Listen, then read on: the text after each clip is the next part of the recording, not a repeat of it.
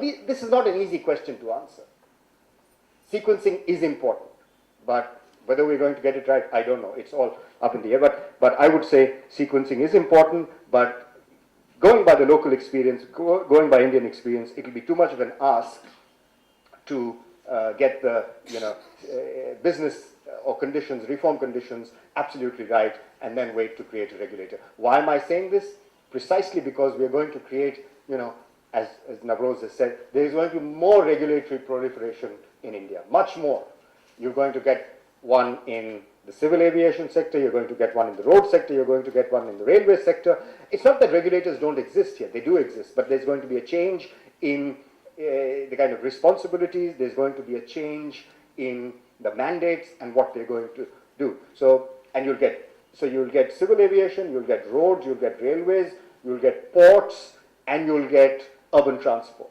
You'll get at least 5 more regulators in place, and it's too much to ask that you should absolutely reform your sector before you set these regulatory processes in. I won't spend time on why we need to regulate. I guess we understand why we need to regulate. Regulation is essential, either done by government through the constitutional process, or done by subordinate legislation, or done by the ministry. Regulation, if you're going to have private sector participation, then you will need regulation. Just to give you a simple example so that you understand the context in which I'm making this statement, is that if you have Indian Railways, then you don't need an independent regulator. I mean, because the Indian Railways is, in a sense, the operator, the policy maker, the tariff setter, all rolled into one, and hopefully it's a benevolent, and those of you in West Bengal will agree with the statement, it's a benevolent regulator that uses cross-subsidy mechanism to keep the prices of passengers lower and loads on the cross-subsidy onto freight. Does it create problems? Does it create environmental problems? I'm not going to get into that, but it does, and it kind of links to what Navroz said. How are you going to get the prices right, which is what the regulator is, one of the main tasks of a regulator. How are you going to get the prices right in the face of political opposition? Right? And it's a very difficult, unless you have a transparent process of subsidizing and direct cash benefit transfers to those who need them, and then raise the prices up to the optimal level so that the private sector is also able to operate. Unless you have that system in place, cross-subsidy is going to be an inherent part of infrastructure regulation. You'll take from the right hand and give to the left. I mean, you'll take from one hand and give to the other, depending on how you want to implement that cross-subsidy process. So why you need to regulate? You need to regulate because if you have a private sector, unlike the Indian Railways, right? If you have private sector participation, then you need, because these infrastructure agencies, operators are typically owned by government. So if you want private sector to come into the infrastructure, you will need at least a semblance of independent regulation, and then you'll have to get your prices right. You'll have to then get what Navroz says, you'll have to protect consumer interest, not an easy task, and then you'll have to have an efficient distribution mechanism by which, either through the universal service obligation or through a cross-subsidy mechanism, you're able to transfer resources to people who cannot afford to pay the higher telecom bills, the higher electricity bills, or higher rail bills if there is privatization of at least some parts of railways as it is being planned. So regulation is essential. I mean, I'm jumping the question of who needs to do it or how is it going to be done. It's going to be essential in infrastructure services. Now, what has happened in India, given that, has it happened? No. Are they legitimate? I won't get into how do you get legitimacy. I'm going to jump all of this and focus a little bit on this slide before I give you some thoughts, as I said. What happens in physical infrastructure? These are the typical things that happen in physical. You can think of ports, you can think of telecom, electricity, you can think of railways, you can think of roads, any physical infrastructure sector, and you'll have all these features, attributes. High investment, so that the private sector is only going to come in if they foresee them making profits over the long term. There's huge amount of sunk costs, right? There's long gestation periods, and all of this means that why should Reliance, I'm just taking the name of Reliance because we all are familiar with what Reliance is about in terms of infrastructure investment. So unless you give a private sector or a Reliance, if you get a plan or a path for making profit, it's not going to be interested. And then the government will end up holding the baby. Right? And then the government will have to invest, and which will be encumbered by all kinds of political decisions. So unless there is a roadmap or a path for private sector profits, they're not going to come in, and therefore, because infrastructure services, as I said, have long gestation periods, and pricing becomes very politically sensitive. So regulation is a difficult ask. It's a difficult task. It's not easy to do. And as Navroz has also said, they can somehow, if you can give them the independence, they could gain legitimacy through their technocratic actions, through their actions in the marketplace, through their good actions in the marketplace, gain legitimacy through the consultative process, and gain, kind of not be captured by any one interest, either the business or by the government, and gain respect in the market. When I used to work for the regulator, I often used to be told that regulator is being bashed by everybody around.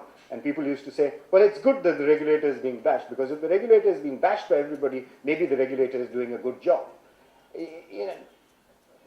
People should not praise a regulator. Business should not be saying, oh, I like this regulator. And if business says that they like a regulator, maybe the regulator is not doing a good job and is being captured by the business. Government should not be saying that I like the chairman of, and I completely take the point that Navroz made about retired bureaucrats finding a sinecure in these regulatory agencies. That's become the norm. I'll say a little bit about it as well. And government should not, or the political process should not be saying, this is a good regulator. Seshan never got recommendations from the government after he became chairman of the Election Commission. So the regulator should be seen as an impartial and to be criticized by all parties, i.e. he should not be captured by any interest, and therefore he's doing. But always the difficult. You can't bite the hand that feeds you, right? I mean, in a sense. And I'll tell you a couple of stories before I conclude. But in India, where so this is one of the messages I want to leave, at least thoughts that I want to leave with you. In India today, given what I started with, the huge amounts of infrastructure investment that we need, private sector participation is almost a sine qua non. It will have to happen. If that is so, if private sector is going to participate in building our infrastructure, and I think it's inevitable, then I think we need to look at some of these things very, very seriously. Infrastructure should be looked upon as a business rather than what has been done in the past as a bureaucracy. Involve private sector. I'm saying this in West Bengal, and I'm quite conscious of what I'm saying. Infrastructure, as I said, not as a bureaucracy, but as a business. Invite private sector participation where it's possible. If there are huge fixed investment, it is still possible for the state to drive them. China is an example. The great Three Gorges Dam, Navroz will say it's created all kinds of environmental havoc. Yes, leaving the environmental externalities aside for the Three Gorges Dam, huge infrastructure investment was made by the public sector, by the government. So there will be elements of infrastructure will still be responsibility of the government. You cannot get away. The ports, the deep sea ports that you're creating, the rail tracks, probably some of the airports could be privatized, as we have seen, but the huge amounts of infrastructure investment will still remain with the government. But what can be privatized? Providing lunches on trains. I'm giving it, deliberately making that an exaggerated example, because that used to be done by the government. There are a number of services that can be privatized and ought to be privatized and should be privatized and will be. In fact, I think that will be done. That's the roadmap that we see, and public-private partnerships should be. But does government abdicate its responsibility of providing infrastructure? Obviously not. Government's role is not, as I said in the morning, and as everybody said in the morning as well, government's role has changed. It needs to crowd in investment, and it needs to do what we are discussing in today's seminar. It needs to do better and more nuanced regulation. That may be a tall order, but that's what the government role is in the 21st century, not providing infrastructure, not providing the physical assets, but inviting the private sector to provide, get interested in doing that, providing it where the private sector will absolutely not come in, what economists call market failure, and then doing good and nuanced regulation to ensure that all the goals, as Navroz said, often conflicting goals. I mean, they will conflict with one another. Pricing and redistribution, there will be a natural conflict, but we have to figure out ways on how we can try and achieve them. Now, a couple of points before I go. So, one of the thoughts, as I said, let me repeat, because that underlies what I'm trying to say, is get the private sector involved in as much as you can do. Does the history suggest that, looking forward, we'll see some success? Well, the review of PPPs is not very encouraging. In fact, it's quite discouraging, public-private partnerships. And this slide shows you what the problems are, and all our experiences in India with big private sector companies shows what all the problems that PPPs can. We don't have a good enough regulatory process in place. So the new regulators that are being thought about in ports, in railways, in civil aviation, they should be mandated with the task of creating these memoranda of understanding or these purchase agreements underlying the PPPs, and opening up of the contract should be last, if at all, it should be done. And all that needs to be done in a much better, and enforcement obviously needs to come alongside. I'll talk a little bit about enforcement in terms of regulatory agencies in a little bit. So we need to do a lot of putting our house in order. What regulatory bodies should have, I think this is kind of motherhood in apple pie statement. So some of these comments have already been made by, we should have independence, expertise, they should be transparent, they should be experts, capacity. We've always had a problem with capacity in India, in regulatory capacity, and by default, most of the regulators have been then picked up from former bureaucrats, and as evocatively said by Navroz as well. Now, let me tell you a story, one story. It didn't have to pan out this way as it did. The first telecom regulator had a tenure of 5 years, and it was also, using this story, I'll also use this story to tell you how the regulatory process in India has evolved. The first telecom regulator was a judge, was not a bureaucrat, was a judge. Had a tenure of 5 years. It was a body that did both administration, executive, and dispute settlement. There are countries in Australia, there are agencies in Australia that do both functions. And I'll tell you why I'm making this comment. Administrative as well as judicial or appellate functions. Now, the first tenure was 5 years, and the judge came with no baggage of the government, and truly as an independent regulator. I'm sticking my neck out, but I'm going to make this statement. He came truly as an independent regulator and started reforming the sector.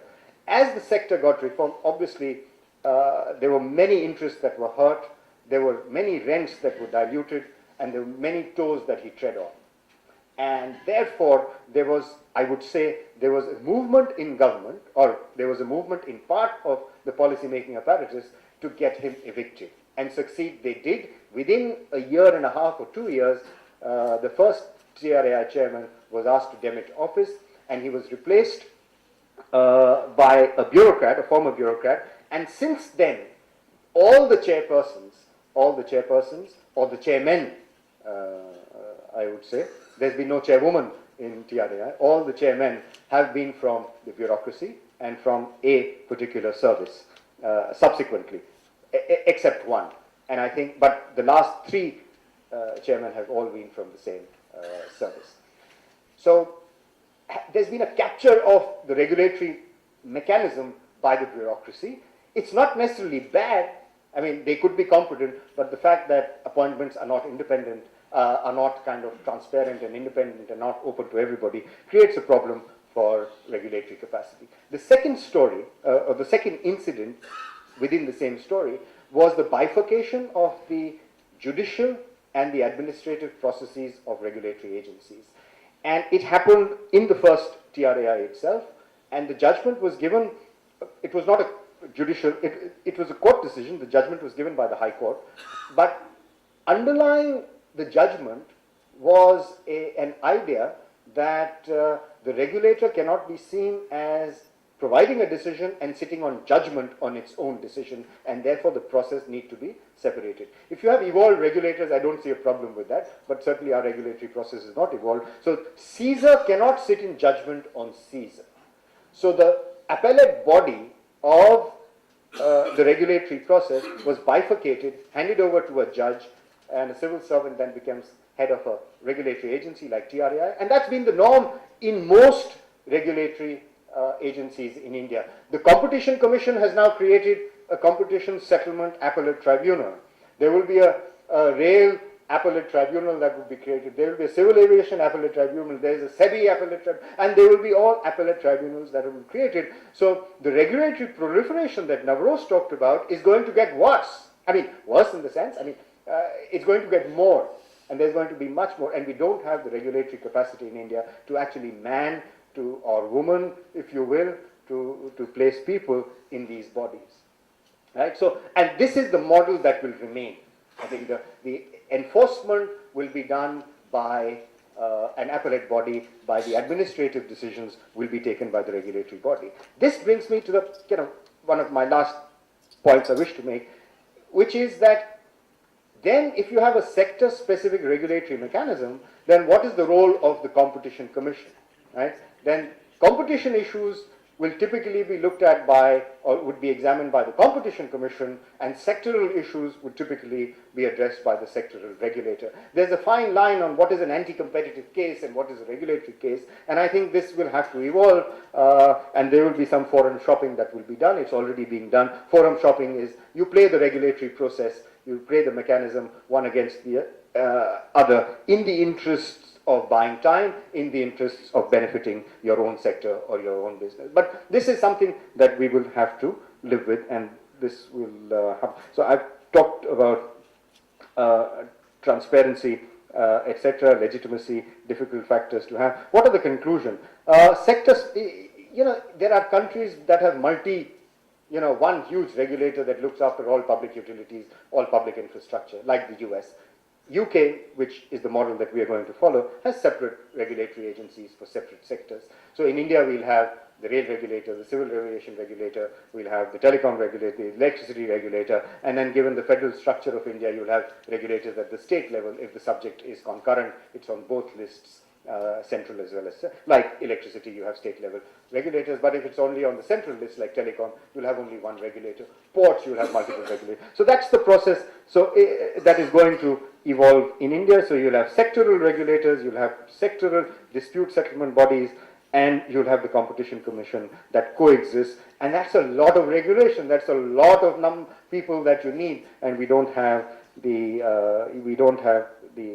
kind of expertise to actually man these bodies. One last comment I would make. How do you? This is kind of a more of an academic state. How do you approach regulation? I've been talking of regulation mostly from the standpoint of economic regulation, but there are other forms of regulation as well. You can do it from the public policy perspective. You can do it from the social perspectives, like standards, environmental standards, consumer legislation, minimum quality standards. You can approach regulation from multiple perspectives, safety, environment. But what I've spoken or I've discussed is mostly from the point of view of economic regulation. Unless we get economic regulation right for the infrastructure sectors, all the benefits that we are envisaging that infrastructure will be able to deliver for India, to deliver our 8%, 9% growth rate that we envisage in the future, that's not going to happen. And I leave you, I will not read this out, I leave you with this quote from Kofi Annan, 1997, that's many, many decades ago. One would think that India has also lost many decades like Japan. No, that's not true. We haven't lost as many decades as Japan. But this still rings true for us in India, unless we get the governance right. The road ahead doesn't look very optimistic for us. Thank you.